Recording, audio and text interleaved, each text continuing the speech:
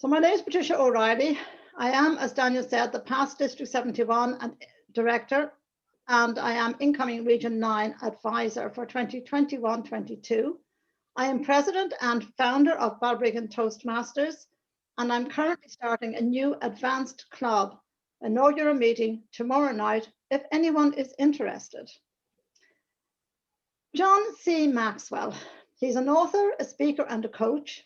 He said that a leader's lasting value is measured by succession. And succession really is what makes or breaks your club going forward. I cannot emphasize just how important it is.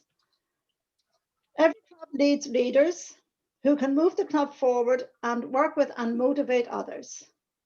And did you know that one of your duties as a club officer is to identify members with leadership potential and encourage them to serve? And this is something that you start doing on the 1st of July. So already you should have been looking at your existing committee, looking at the wider membership in your club, and identifying those members who are likely to continue on and serve the club and serve it well. I know the 1st of July last year, I would have had a fair idea of who was going to make up most of our committee for the upcoming year.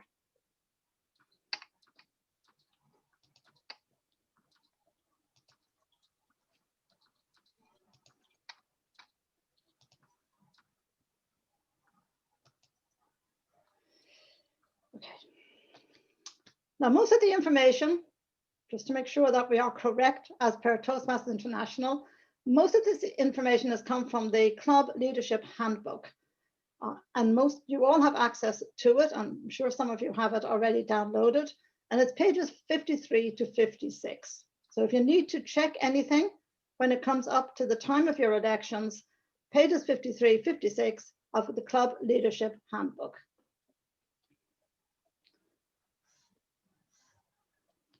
But before we start into it properly, I'm going to run through these 10 questions. Now, this is just to waken you all up and to maybe show us all where the gaps in our knowledge are. So you can unmute and you can shout out answers, or you can just write them down. It makes no odds whether the answers are correct or incorrect, and the answers will be revealed as we go through the next few slides. When should you hold your club officer elections? In May. Here, true. More precise. First meeting in May. Well, yes, exactly. When do the new club officers officially take up their roles? 1st of July. Perfect. What is the Club Leadership Committee, or rather, what does it do? The okay. leadership. That'll be coming up. Yes? It helps to determine who will take on each role. Absolutely. Yeah, absolutely. Well done. Who appoints the Club Leadership Committee? Immediate past president. No, who appoints them? But you're right about the immediate past president being in there, but who appoints the Club Leadership Committee? And you know what? That's what I thought as well, Danny, the immediate past president. Yeah. Actually, it's the club president. How many members serve on the Club Leadership Committee? 3. 3. Who would normally be the chair of the Club Leadership Committee? IPP. What Danny said earlier. IP, yeah. Immediate past president, yeah. When should the CLC be appointed? Well, before May.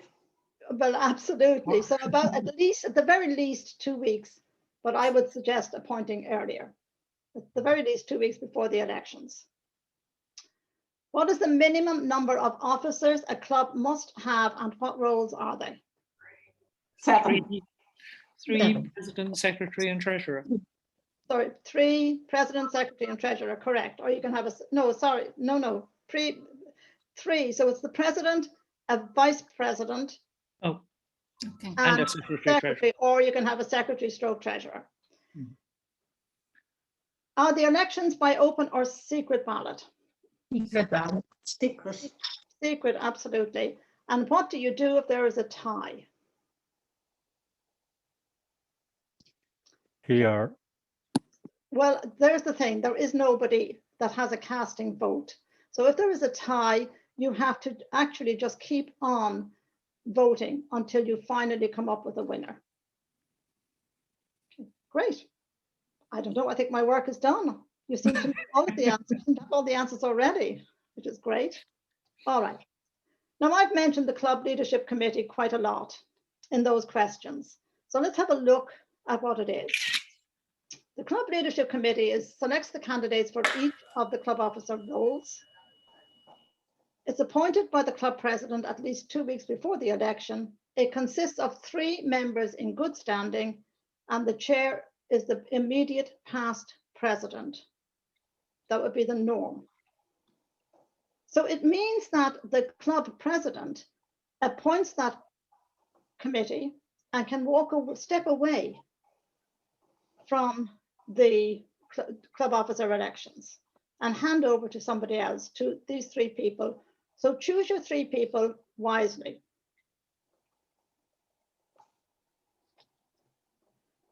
So I'm going to go through a suggested timeline for holding club elections. So you should hold the club elections at the first meeting in May.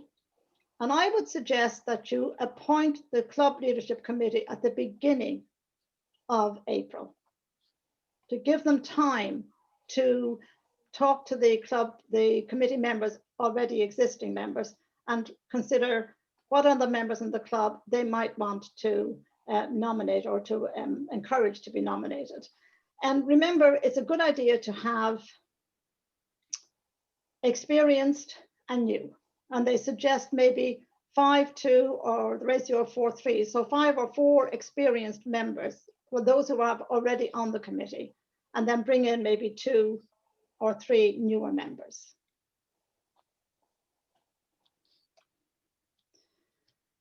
Now, the club president probably is the best person to do this, or the secretary. So notify members of the date of the election.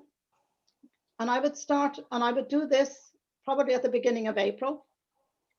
Add in, give them the contact details for all of the members of the Club Leadership Committee, and then attach a document setting out what is the role, what is involved, what are the responsibilities of each club officer role, and ask them to contact a member of the CLC if they would like to be considered for a role going forward. And that includes the existing committee members.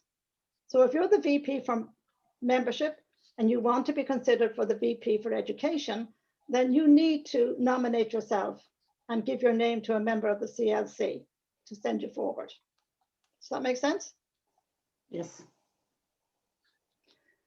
Okay, so the CLC does its job of sourcing potential candidates and seeking nominations. Now, they may talk to you as club president and say, you know, what do you think? Have you your eye on anybody in the club that you think would be a good VP for membership or PR or secretary or treasurer for next year? And then at the club meeting prior to the election, so we're talking about the middle-ish of April, the chair of the CLC presents their report. Now, they may have nothing to present because they may not have any nominations at all. But if they've done their work, they should have some of the roles, at least have candidates nominated for some of the roles. One important thing, if you are going to be nominated for a role, the CLC has to make sure that you are consenting to take on that role. They can't just take a nomination and put you up there for the role of president if you haven't consented. And then remember that at the actual election, additional nominations will be taken from the floor. So that is my suggested timeline. Patricia, Yes? see the 1, 2, 3, 4, the 5th one down there at the club meeting prior to the election? Yeah. Is that the night of the election or the meeting prior to that? Oh no, the meeting prior, sorry. Well, that's an interesting question, Larry. I would have said that Yes, actually, I have put the wrong emphasis on it. Hmm. So it is, like, there should be a comma. So see, it's the punctuation, isn't it? It's at the club meeting prior to the election, the CLC's report is presented, yes. But they could also present it at the club meeting prior to that again if they wanted to, but yes, that makes more sense. So at the club meeting, well, I can't change it now, but at the club meeting prior to the actual election. Thanks, Larry. Okay, are we ready to move on?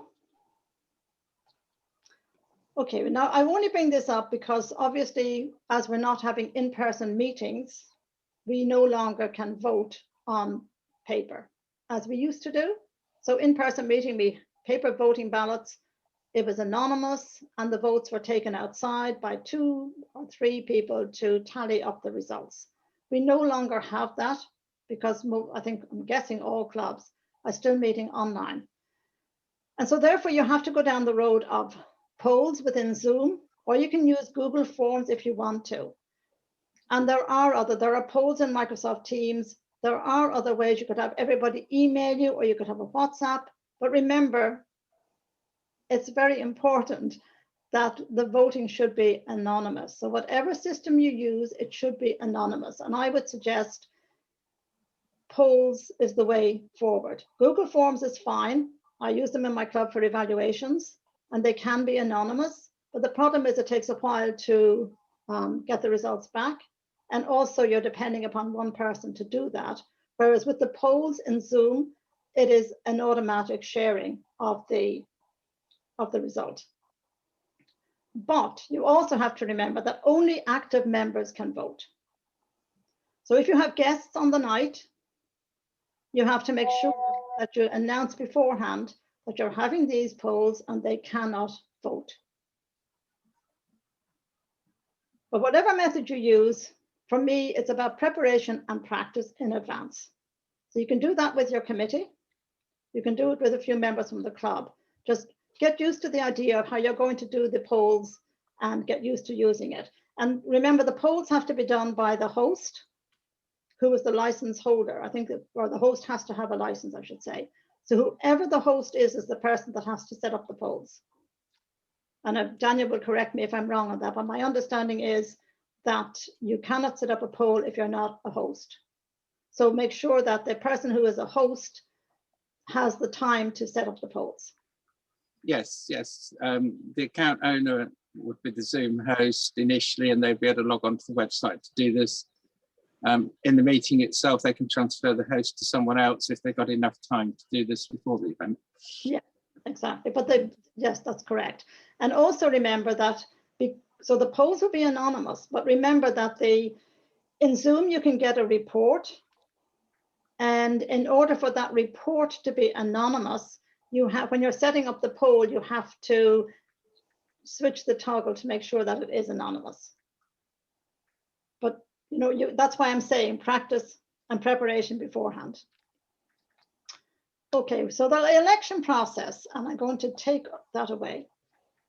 I'm going to stop sharing for a few moments. All right, so Daniel, this is where we need your poll. All right, we're going to do an election process. I have 2 slides setting it out, but I'm going to talk you through it. There is, in the Club Leadership Handbook on page 54, there are 9 steps, and it's very clearly set out. What I'm doing is maybe shortening that a tiny little bit, but I'm just letting you know that it is in the Club Leadership Handbook on page 54, and it is very clearly set out. So what I would say is you would start off with the club president.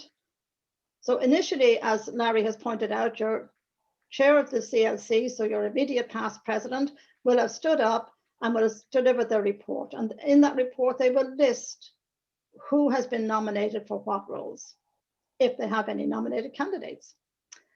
And then we start the election. So they start off with the club president, because if you're not successful for club president, you can then go on and stand from the floor for VPE and so on and so on. So we start with club president and move on to VPE and so on, all the way down to SAA. There are 3 scenarios that are possible. There may be no nominated candidates. There might be 1 nominated candidate, or there may be more than 1 nominated candidate.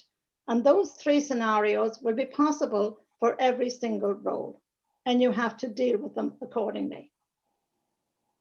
And once you've done one role, it's the same one for the same, exactly the same process for the next one and the next one. Do you want me to launch the poll? Oh no, not yet. No, Okay, thanks. no. I'll tell you. I'll tell you when. All right. Okay. Now, no matter what the scenario is, be it no nominated candidate, 1 nominated candidate, or more than 1, you still have to open it to the floor. So you have to take and ask, is there anyone standing from the floor, or is anybody going to nominate somebody? So if somebody stands from the floor, they have to be nominated and they have to be seconded.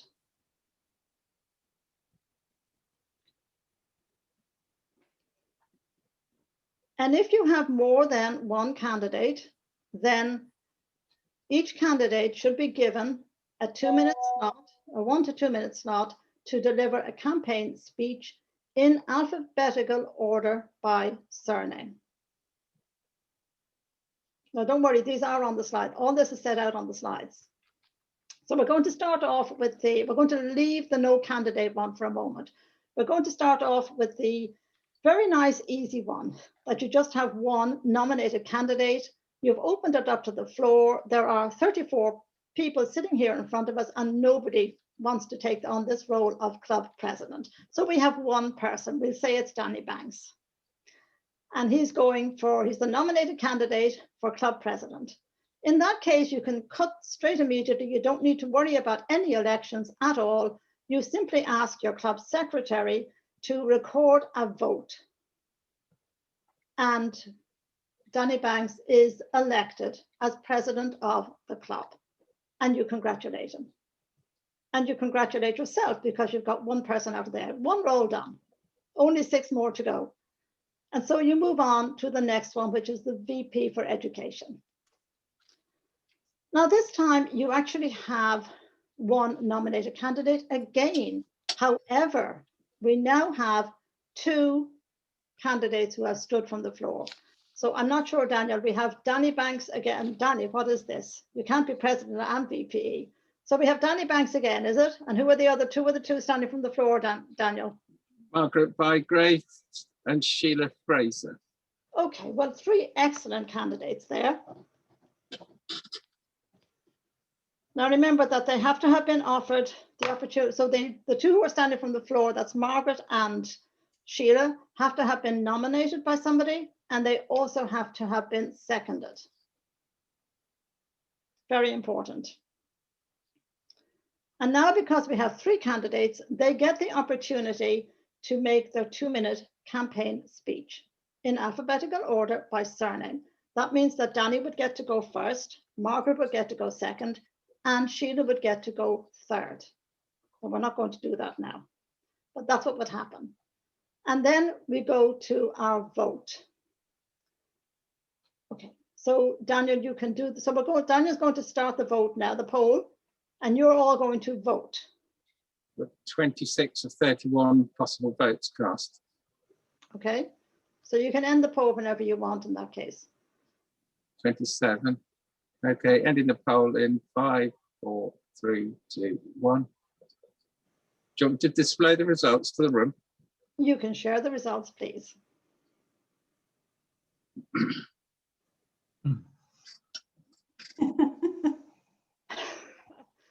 And we can see we have a tie, just to be awkward, Daniel. So we have a tie between Margaret Bygrave and Sheila Fraser. Now the rule is if you have a tie at club level, unfortunately, we have to scrap that vote and we have to start all over again. So Daniel, you need to relaunch the poll, please. A question, Patricia, doesn't I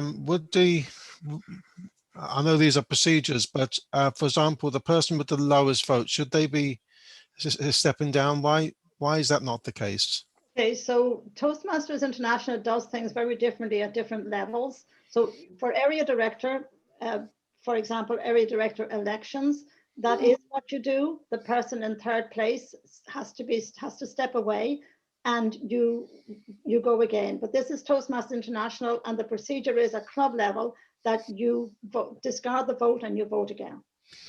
Yes, I agree with you, Justin. It probably would make more sense if it could be done that way. Okay, are we going to share the result? Are we finished?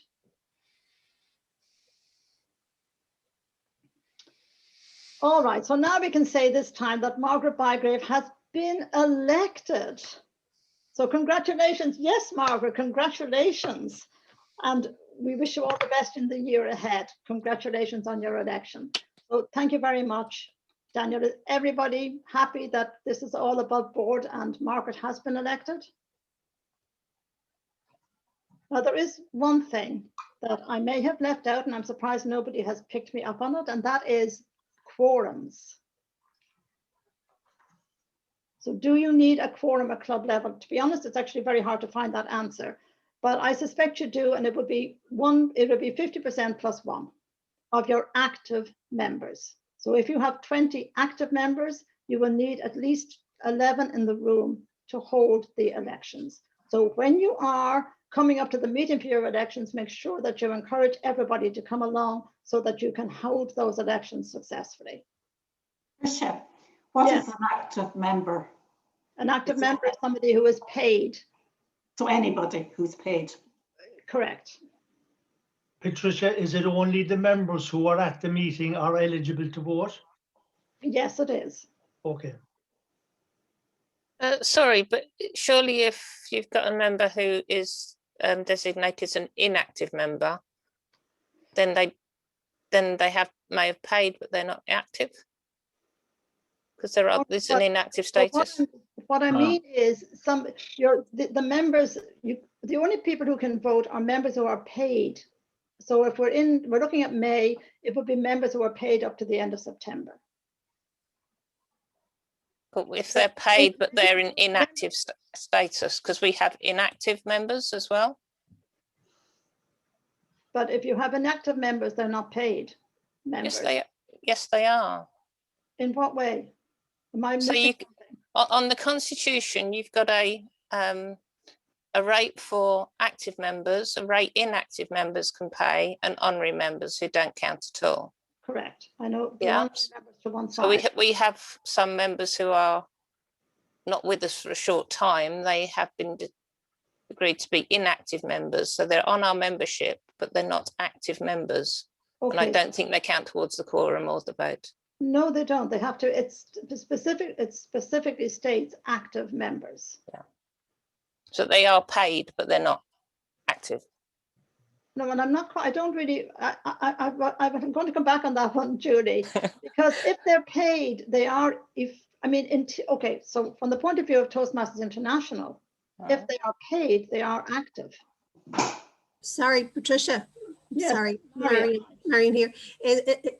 Do we not use the maybe it's just the wording that's knocking it out. It's members in good standing, and in good standing is the people that are paid. Isn't that kind of the same thing, really? Oh, it is. Absolutely, it is. Yeah. Yes. So if they're paid, they'd have, that's we've never had inactive members. It's always been they're either paid or they're not.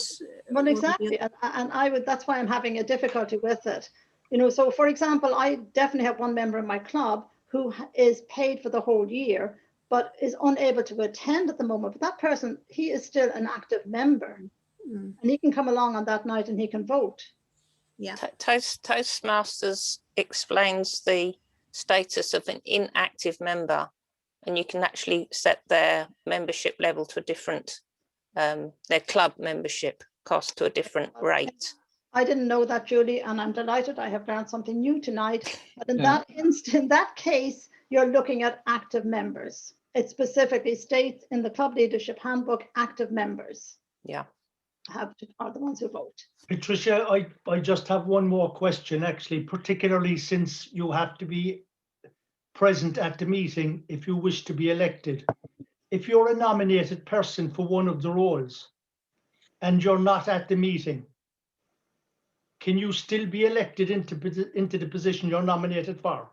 Well, that's an interesting question, Ted. And when I say that's an interesting question, that's because I have no clue what the answer is. I know at area director, you can, well, I know at area director you can, because you can have somebody else do your 2-minute campaign speech for you. So, and you can do the same. So I'm trying to think, can you at club level? I don't actually know. Larry, do you know the answer to that? I would presume you'd have to be present. I would err on the side. I would have thought the other way, Patricia, that if somebody is interested in going and going forward, and God forbid if their granny dies that day or the day before, it seems a shame that they cannot be elected if they're willing to go forward, have declared their interest, and for some unavoidable reason, they're not there on the night. Okay, well, in my trawl through all of this, I hadn't actually come across this particular scenario. So there you go. Yeah, I have. So for club 20 odd years ago, we had a person who was nominated and had a family emergency, and the president. Now, whether they followed the rules, I can't tell you. But what the president did was they reached out to the nominated member and asked them would they accept the nomination if that was if they were voted in, and that person said yes, I would, and that took place. Now, whether that's part of the Toastmaster rules and regulations, I can't tell you. Okay. So what I would, sorry for cutting across you there. What I would say, no, because so what I would say is this. I don't know what the actual rule is. I certainly am going to check it out now. When this is over, I will definitely check it out, and I will come back to, well, Danny has a list, or Daniel, one of them has a list of who's on the call. So I would definitely come back. Yeah, because I witnessed that at a club election one time. Patricia, at all other elections, a person does not need to be present, but they need to nominate somebody to make that speech for them. Oh, absolutely. At area director level, definitely. Right down, area director, right down to international also, Patricia. Okay, but my point is that it's not in the club leadership handbook. At least if it is, I haven't seen it, and it's only covering 3 pages. So I don't want to say that that is the case unless I know for sure that it is. But what I would say is that if that scenario was to happen, and if all of the nominated candidates for that particular role were happy with the arrangement, I would say that it probably would be fine to go ahead and allow that, have somebody else stand and do the 2-minute speech for that person if they could not make it. Patricia, could I chip in, please, on a slightly different subject? And it's on the subject of nominations and seconders. Does that simply apply to nominees from the floor who must be seconded? Correct. Or do the nominees who are approached by the club leadership committee and you know, strong-armed into it, do they need seconds for that or not? Well, Anne, we'd rather not use the term strong. Doesn't really give out. My club. Because if a member has been nominated by the committee, then the committee has already checked out their background and checked out, you know, and already done the homework behind them, and they're happy that that person is suitable to go forward. The idea when standing from the floor would be you nominate somebody and a seconder will put up their hand and go, you know what, I know Elizabeth Jordan, she'd be great in that role, so that's fine. That's what I figured. I just wanted to confirm that it didn't need seconds on the CLC. You know, in the process that's set out in the manual, by the way, actually offers the seconders the opportunity to do a 2-minute speech on behalf of the candidates being nominated. I've never seen it done, and to me it's just an unnecessary step, and I have cut it out. But you feel free to follow the 1 to 9 steps in the club leadership handbook. Okay. The inactive member, Patricia, is okay. They mightn't be paid up if they're not attending meetings regularly as well. They're also known as inactive. Okay. So they have no voting right unless the committee agree to make them active again. So unless they're coming to meetings regularly, they're inactive as well, even though they might be paid. Okay, great. Thank you very much, Nari, for the clarification on that. But I'm guessing this to a certain extent comes down to the clubs, but yes. Okay, so it has to be an active member is somebody who is, obviously, but okay. Again, it's that little bit of gray area. So you're either active in that you are, I'm guessing that means you have to have attended at least half of the meetings for the year, or you're inactive if you haven't done so. All right, can we move on now? There's a couple of questions in the chat if you want me to pick them up. Okay. Okay, where am I? Yes, so Carmel Turley has asked, can I recommend or nominate a member now to the IPP before the CLC have even been formed? I'm going to say no, because first of all, it's your club president. Are you the club president, Carmel? No, you're VPE. No. First of all, I'm going to say is that your club president is the person who appoints the CLC, including the chair. And it would normally be suggested that it is the IPP, but your club president may have somebody else in mind. So I would suggest you wait until the CLC has been appointed. Margaret, if the person has given consent prior to the meeting and they cannot be there, would that be lawful? Person's given consent prior to the meeting and they cannot be there. Okay, this is going back to the discussion we had already. Does the person have to be there to be elected? The jury is slightly out on that. I don't see it written down anywhere, Patricia. No, it isn't, no. No. Hosts So and, it's, there I think with what Ted did say maybe, and or somebody else raised it, maybe if somebody, was it Gerard, if somebody makes a presentation on their behalf at the meeting, I think that would be acceptable. I agree. I think it would be. Yeah, I think you have to, because there are lots of questions that I asked myself as I was preparing this, and the answers weren't in. I couldn't find them in policy and protocol either.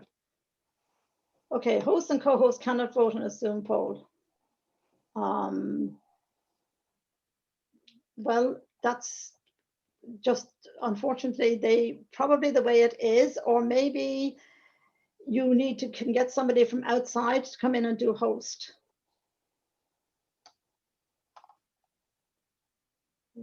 Okay, so we're going to, I will go through the rest of the questions while you're in the breakout. I think we just move on to the breakout at this stage.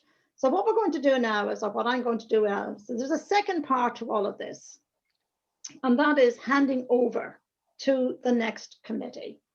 And it's a very, very important part. In fact, for me, your club's success next year almost rests on the handover.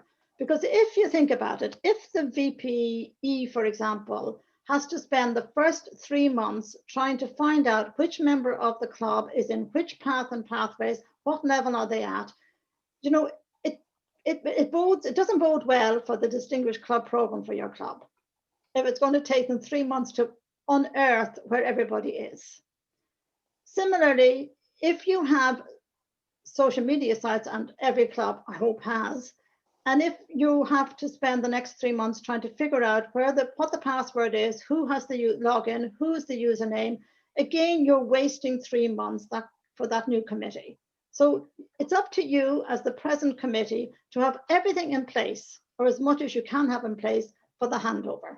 And don't leave it until the 30th of June for the handover. I suggest you do the handover, you know, either towards the end of May or early June. And you can do a whole handover from the whole committee to the new committee. And if you have Zoom, you can then break out into rooms. So you can have president to president, VPE to VP, etc. Or they can do individual handovers themselves, you know, 40 minutes or whatever during the week. It's entirely up to yourselves. Okay, Daniel, we're going to break you out now into rooms according to what you have said as your role. And I'm going to ask you to discuss. I have got slides, but I'm going to ask you to discuss among yourselves. So if you are VPE, for example, what should you be handing over to the person replacing you? President the same, etc., etc. Try and highlight the main things you should be handing over to the new people coming in. Okay, Daniel. Okay. All right. So what we were doing there was you were going into breakout rooms and you were looking at what you need to do in your role this year when you're handing over to make life easier for the incoming committee, to help them to get started on the Distinguished Club program much earlier in the process than maybe we sometimes manage to do. And I know that you will have come up with a whole lot of suggestions. I'm going to go back and show my screen again.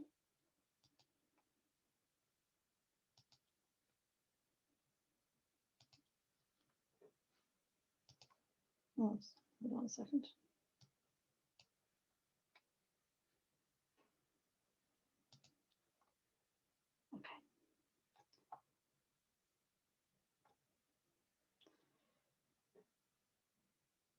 I should have mentioned, by the way, that you can actually, yes, I forgot to mention one very important thing, and that is when you have got your new committee, make sure you register the new committee in Toastmasters International, in Club Central, club officer assignment before the 30th of June to be sure that you get that very important half a goal for your new committee. But even more importantly, or just as importantly, to make sure that the district, your area director, your division director, and Toastmasters International can contact your club officers.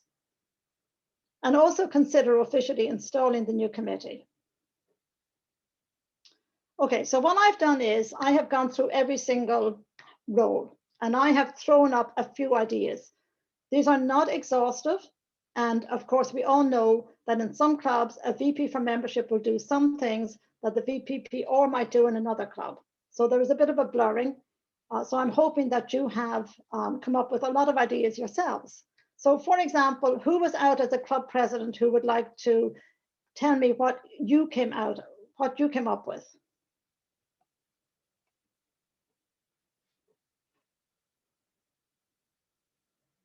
Do we have anyone?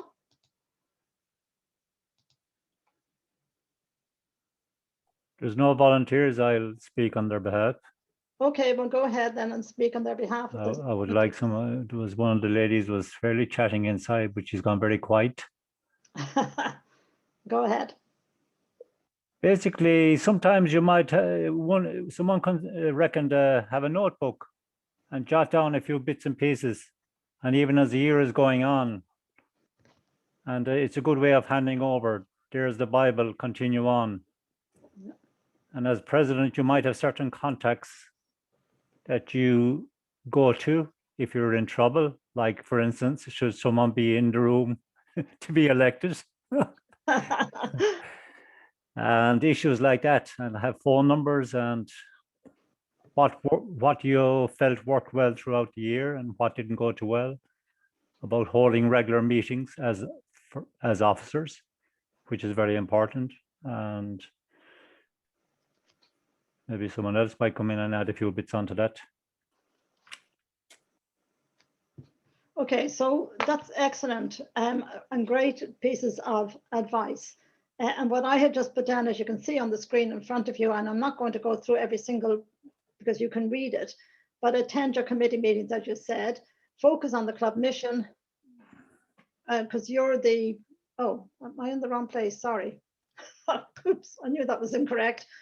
So you're responsible for the overall running of the club, hold your committee meetings, focus on the club mission, coordinate progress in the Distinguished Club program, coordinate attendance at club officer training, liaise with your area director, attend the area and the district council meetings, and appoint your club leadership committee when the time comes, and then assign the club's proxy for Toastmasters International annual business meeting. These are not, as I said, exhaustive.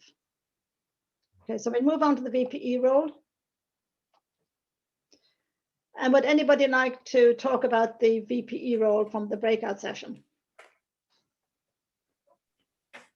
I think I did most of the coordinating of that session. So along with what you've listed on here, particularly members' progress and scheduling meeting roles, it seemed that most of the folk in our room figured that working out how to use Easy Speak if it applied to your club, and also the murky depths of Pathways and Basecamp, you have to become familiar with them, and you have to lead your new VPE through the nooks and crannies that you've discovered during your tenure. And as much as making sure that you hand over things to your successor, I think we all agreed that it was very important to be available for the new incumbent to come back to you and say, remember you mentioned whatever it was. What was I supposed to do with that? You've got to be there to follow up once you've handed over. But otherwise, the other matter, one thing we didn't touch on was mentoring, but most of the other things that are listed under the responsibilities you've listed there, we kind of touched on our own discussions. Anyone else want to add something from the VPEs group? Okay, that's great, and great suggestions. Absolutely wonderful suggestions, in fact. And you're quite right. You have to be available. It's not just the handover. You have to be available afterwards. And you're also completely right about Pathways and Easy Speak if the club uses it. And this, of course, is where Zoom comes into its own, because it's a great way to have a one-to-one from VPE to VPE, so you can go through that Pathways training, how to be the Basecamp manager and how to complete the projects and how to register the award with TI. So absolutely, yeah, that's great, Anne. Thank you very much. All right, so we go now on next to our VP for membership. And again, was there anybody who would like to speak on the VP for membership role and handing over? I'll do it if nobody else. Great, Marion, thanks. In our discussion, the first thing we talked about was making sure that they were welcome. And I know whether it's in an actual virtual, in an actual room that we're walking into, to make sure that your visitors are welcomed when they come into the room. Also to have experienced Toastmasters on hand who will sit with them throughout the meeting to make them, let them know, help them to understand what's actually going on. And in the virtual world, there are various ways people are doing that now. In Danny's club, he said that they actually take the visitors into a room before the meeting starts. And I know in other clubs, they're opening a room at the end and inviting them in. So that's a huge part of it.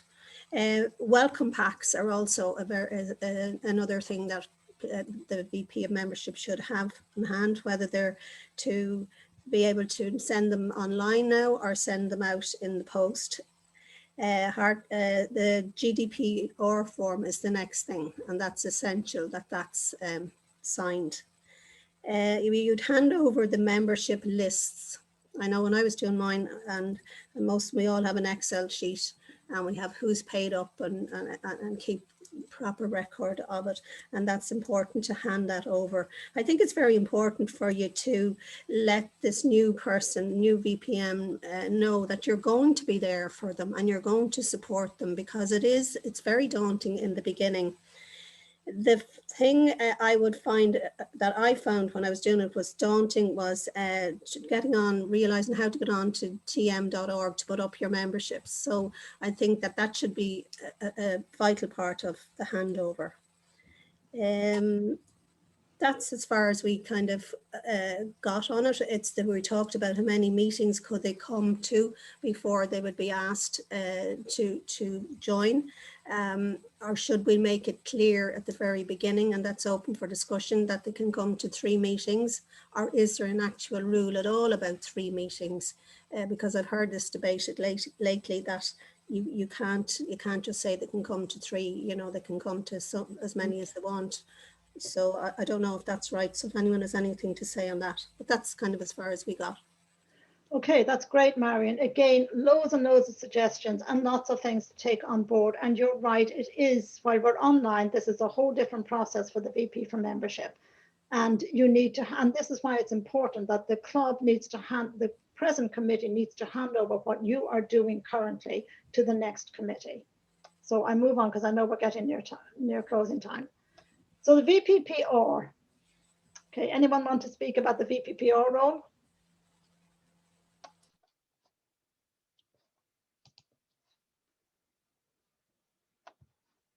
No takers.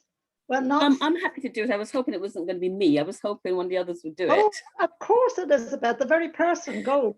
No. Okay, we discussed at length the handover documents that we would give in this role. And they included a list, an inventory of all the social media sites that including usernames, passwords, and so on. We actually stressed the importance of the relationship between the VPPR and the VPM, because we saw it as two sides of a coin, one looking outwards, one looking inwards, and that relationship really has to be stressed and a relationship build up between those two. We also stressed the importance of knowing who the district public relations person is, because very often clubs don't know very well, and to keep in touch with them. I mean, for example, when I was VPPR, I used to do the quiz, and I rather enjoyed that. So there are opportunities there to work with the district. We talked about, getting used to the TMI website where you can get the information on the brand identity and so on. So it was very much, we felt it was very important to have this document. I also stressed something I feel very strongly about the whole handover cycle. Rather than wait and hand over the 1st of July, as soon as you are elected, we believe there's a role to start the handover process. So you can hit the ground running on the 1st of July.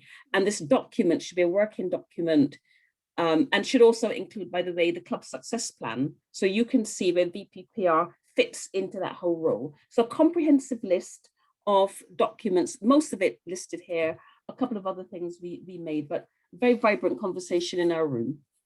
Thank you, Patricia. That's great, Elizabeth. Thank you very much. And I completely agree with what Elizabeth has said.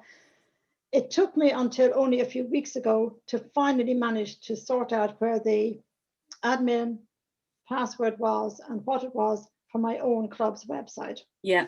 So really it is absolutely essential that those passwords are handed over. Okay, Daniel, are we okay to just go through the next 3 roles and then wind up? Yes, so I won't close the meeting on you prematurely, Patricia. Okay, thank you. It's your audience. Keep them with you and I'll keep with you. Oh, well, that's different. Okay, so the club secretary role. Did anybody want to speak on this one, or are we happy to just see what I've written down here?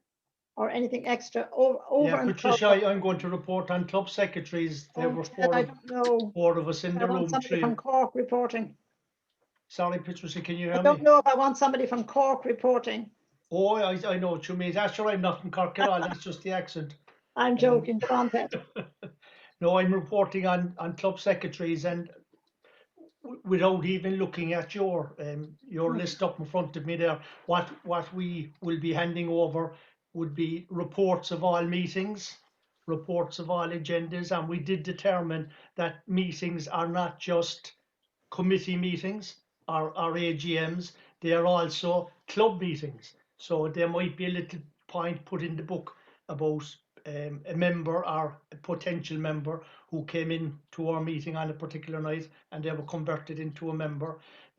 We might have the number of people who are at the meeting, because you don't always have that from the agenda if you have people who come in as guests. So handing over all documentation and correspondence that the club is involved in. Yeah. Okay, that's great, Ted. Thank you very much. The treasurer. I don't think we had any treasurers, had we? Had 3. Oh, well, can we have a treasurer to tell us what they discussed? Patricia, I'll say a little if I may. Go ahead, There were 3 of us in our group. We were from 3 different countries: Italy, the United Kingdom, and Ireland. Wow. And the treasure is complicated at the best of times, and internationally it's even more complicated. In my own case, I think it's important that roles like treasurer, VPE, the person should do the role for more than 1 year if possible, because it takes time to get used to the role. And if nobody else wants to take it on or is willing to take it on, certainly you should do for more than 1 year. And there seemed to be agreement on that. And the methodology is different. In my own case, I make payments to TI from my personal credit card, and then I am reimbursed when I have the documentation from the club in euros, and that's all. That's all kept. All the monthly statements are shared with the president, etc., etc. But it's different. I'm not very IT competent myself, but it works okay in our old club. So a complicated role from 3 different countries. Okay. You're absolutely right. And again, for anyone using online banking, and a lot of you are, since we have stopped our in-person meetings, you have to make sure whoever has access to it, that you either continue that access with that person or you hand over again the login and password details. But be careful, because it's your bank account, who you give them out to. Okay, so lastly, but by no means leastly, is the Sergeant at Arms role, which has been a little diluted since we moved away from our in-person meetings. So was there any Sergeant at Arms? Hi, I can talk about that, Patricia. Please. Hi. So I suppose, as you mentioned, the Sergeant at Arms has become the de facto Zoom custodian. So I think there'll be the handing over of the Zoom access codes and passwords. And then from a physical sense, someone in our group mentioned about the club suitcase, which would probably have the banners and the lectern and all the other materials and attendance logs to be handed over. And I suppose, in going back to the Zoom, we want to make sure who you're handing over to is someone who's got the skills to be able to run the meetings under Zoom going forward. But I think it depends on whether we're going to be in the physical world or the virtual world as to how that pans out.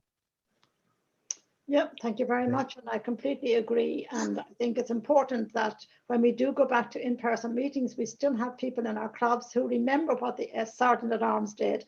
Very important role, if I remember rightly, setting up ahead of time, and also that all-important greeting of those, not only the guests, but also the existing members as they came into the room. I still have very fond memories of a lovely smiling face meeting me at the door. Very important role. Okay, so that is the handover. And I think the one thing that I'm coming out of this for me is that because we have this wonderful platform called Zoom, we can actually do stronger and better handovers than maybe we were able to do in the past. You can, as a committee, meet with the incoming committee on Zoom, and you can go through every single item that needs to be gone through.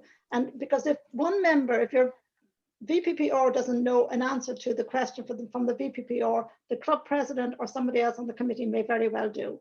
So I would have your handover meeting for the whole committee to the next committee, and then maybe also breakout rooms from individual to individual.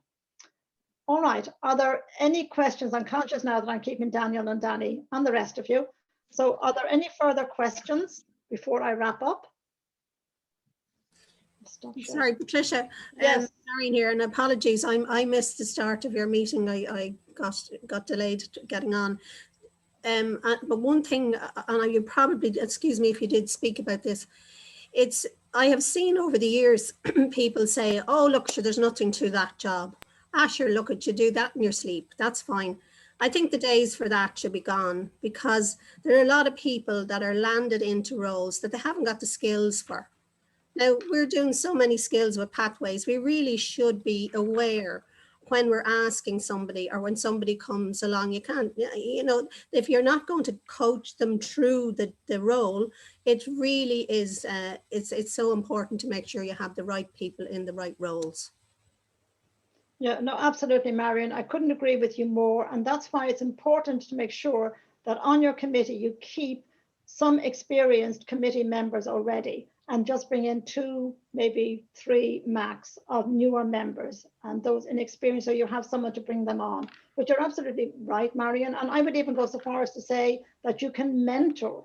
You can have somebody in the club mentor the whole committee, but you can have somebody mentor maybe those people who have taken on roles that may be that bit inexperienced. Yeah, yeah. So absolutely, completely agree with you. Okay, so just to wrap up, we have what we looked at was club succession, and we looked at nominations, we looked at the election process, and we looked at that all-important handover. And the point of this was to give you an overview of how to help your club to successfully deal with club succession. And I hope that I have succeeded in doing that, or at least getting you to ask questions. Remember, Club Leadership Handbook, page 53 to 56 are where you should go for information. I want to thank everybody who came on this call tonight. I particularly want to thank Danny Banks for organizing it all, and obviously Daniel, because he's the person who has been opening the room and preparing the poll and the breakout rooms for me. So thank you very much to both Danny and to Daniel. Yes, we give them both a round of applause. And I will leave you with the way I started. You know, I was brought up, or dragged up, as they say, by Mr. Ted Corcoran. Always go back to the beginning.